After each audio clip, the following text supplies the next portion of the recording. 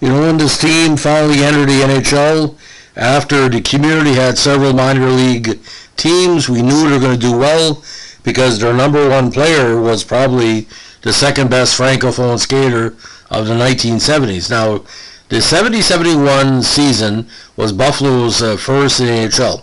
Now, the Sabres had the first pick in the 1970 NHL Amateur Draft, which they used to select again phenom Gil Perreault.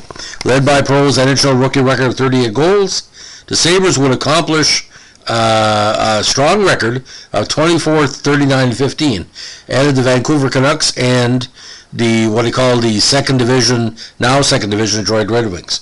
Now, they missed playoff berth 19 points short of the playoffs behind Toronto. Now, nobody thought Buffalo was going to make the playoffs that year, but 19 points, 5 wins either way, they probably would have jumped over Toronto. Now, Buffalo played their home games at the Buffalo Memorial Auditorium, better known as the Odd. Now, the Odd was previously home of the Buffalo Bison's AHL team, and to make way for the Sabres, the Bisons folded before the 1969-70 AHL season, which saw the Bisons win their fifth and final Calder Cup. For the Sabres' first season, the Odd only had capacity of 12,280, but the arena would be later renovated to expand capacity. Now, the Sabres, along with the Canucks, joined the NHL in 1971.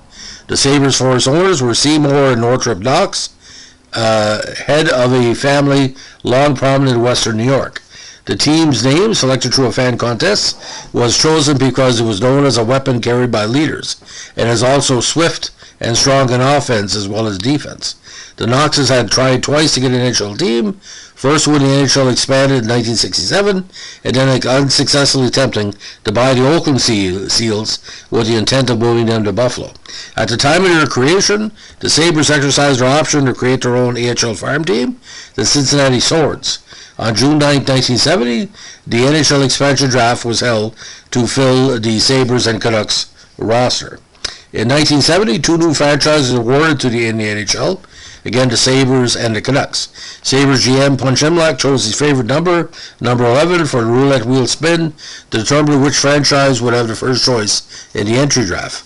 Ultimately, the Canucks were allocated numbers 1 to 10 on the wheel, while the Sabres had 11 to 20. When league president Clarence Campbell spun the wheel, he initially thought the pointer landed on 1.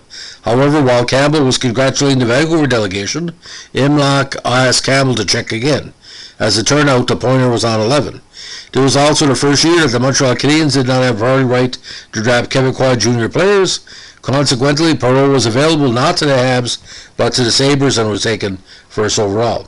Now, the first draft, besides Perreault, you had Butch Denbarsh, Steve Cuddy, Randy Wierzob, Mike Morton, Mike Keeler, Timmy Regan, Doug Rombaugh, and Luke Nadeau.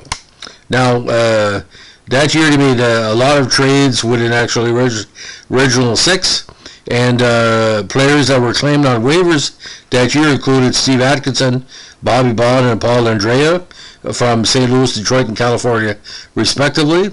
And during the season, they had several key trades that landed them: Tim Hodgen, Roger Crozier, Floyd Smith, Brendan Block, Ron Anderson, Dave Dryden, Larry Keenan, John Guy Talbot, Dickie Duff, and Eddie Shack, as well as Terry Ball.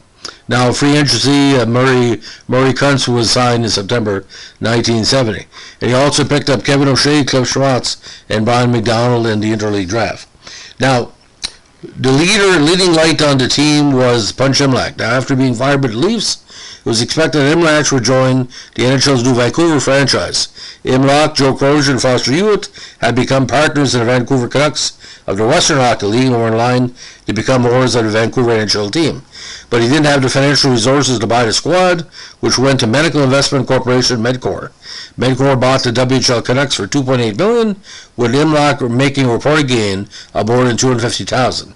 He was offered a job with the NHL Canucks, but instead accepted an offer from the NHL's other expansion team, the Buffalo Sabres, as their first coach and GM in 1970.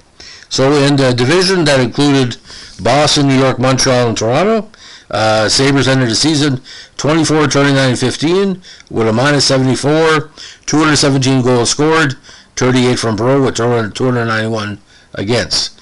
Again, that year, what was kind of ironic, ladies and gentlemen, he had 5 20-goal-plus scorers. Gary Mean at 24, Donnie Marshall at 20, Eddie Shack at 25, Steve Atkinson at 20, and Phil Goyette, the former Hab, at 15.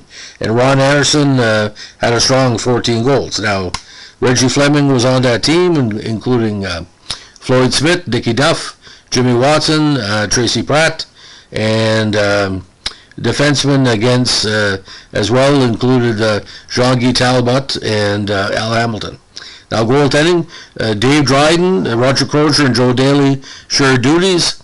Daly was the top goalie with 12, 16, and 8 with a 3.7 average, and Crozier played 44 games but gave up 3.68 goals per game. And of course, Perreault that year was named the Calder Memorial Trophy winner. Well deserved. So that's the story of the first year of the Buffalo Sabres. If you'd like to leave me a like, comment, or subscribe. I'm finding when you do Sabres podcasts, we had very dedicated listeners. I may do something in the future on Davey Dryden because for the obvious reasons, very, very busy and talented goalie. Thanks for listening. Bye.